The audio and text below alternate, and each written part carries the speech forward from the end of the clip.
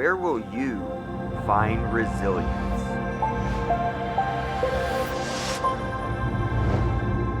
REdeploy.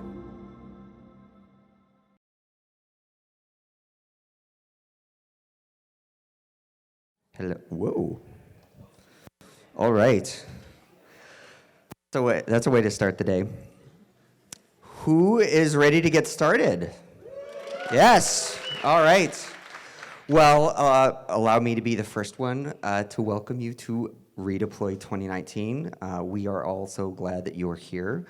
A few housekeeping items as we get started before we get into our exploration of resilience and chaos and learning. Quick reminder of our code of conduct. The short version is up here, but of course, if you want to see all the details, there's a link below that you can take a look at. We take this very seriously. It's very important to us. So if you have any questions, you feel free to find me or another staff member. We're happy to chat with you about anything, or if you see anything that seems amiss, you can also pull one of us aside and we will get it addressed.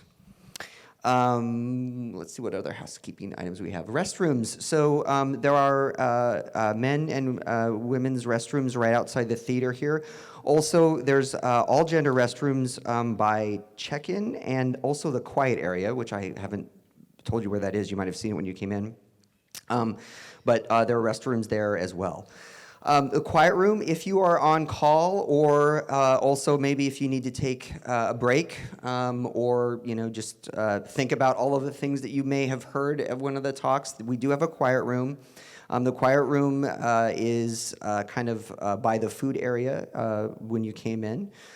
We do have it until 3 o'clock, and you're welcome to be in there after 3 o'clock. It's just will no longer be a quiet room. It will be a bar. So.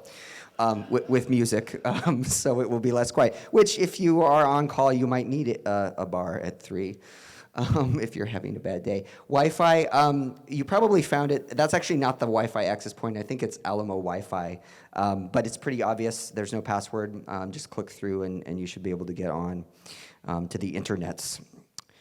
And also Q&A. So. We did this last year. We found that the audience really liked it. We will be doing a panel at the end of the day. So one of the reasons that we did the notebooks last year and this year is because as you're seeing these topics and thinking about things, if you have questions, be sure and write them down, because our forum to ask questions and have them answered and discuss things is at that panel at the end of the day.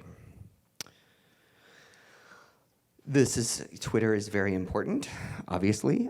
So this is our REdeploy conference account and also the hashtag that we'll be using. So feel free to tweet away throughout the day as you find and hear interesting things. So I wanted to talk a little bit, this is a little bit of the spiel that I gave last year, but I wanted to set the right context for the conference and talk a little bit about this idea for REdeploy and where it came from. Now, I'm actually curious. Raise your hand if this is the first time you've been here. Oh, a lot of new hands. Okay, and then raise your hand if you were here last year. All right, so probably about 15, 20%. So it's great to see all the new faces here. So one of the things that we realized when we were talking about this idea of resilience and robustness is there's a lot of discussion in our industry about what that means for technology, right? We see the unicorns, Amazon, Google, Netflix talking about how they are resilient and robust in their code. But there's also this growing discussion around, how do we become resilient in our teams? What are the behaviors that help build resilience within our teams and within an organization? And finally, there's still, I think, nascent talk, but we're talking about it more, and I think it's really important, is how do we build resilience in ourselves? The discussions around burnout, I think, are starting to more people are talking about that, which is great.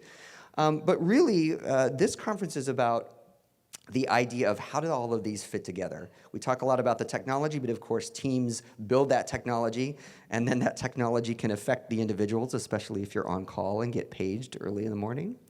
And then, of course, we all make up a team. So that's really the idea around Redeploy. And the point that I want to make is about this is that I'm really thankful that all of you are here and showing up to really have these conversations and do some of this work in this industry that's really important, talking about these difficult issues around burnout and around incident management and how we build this within our teams. Because we are, these are heavy issues, they affect people's lives, and I think it's important that we discuss them. So I wanted to thank you all for being here for that. One of the things I was thinking about, who here has heard of DevOps? Yeah. DevOps turns 10 this year, and I'm reminded of the first DevOps days in Ghent, Belgium, and that was, I think, 60 or 80 people. And so it's interesting to think about what resilience and resilience engineering in our industry might look like in 10 years. I want to give a shout out to all of our sponsors. You all know we could not do events like this without sponsors, and all of these sponsors have very interesting resilience stories. So I hope during the breaks and during lunch, you go and have a chance to chat with them. All of them, and this is one of the things too that we discuss with them. It's like, what you want to think about? What is your resilience story, and how do you contribute to resilience? So. Be sure to chat with them throughout the day and tomorrow as well.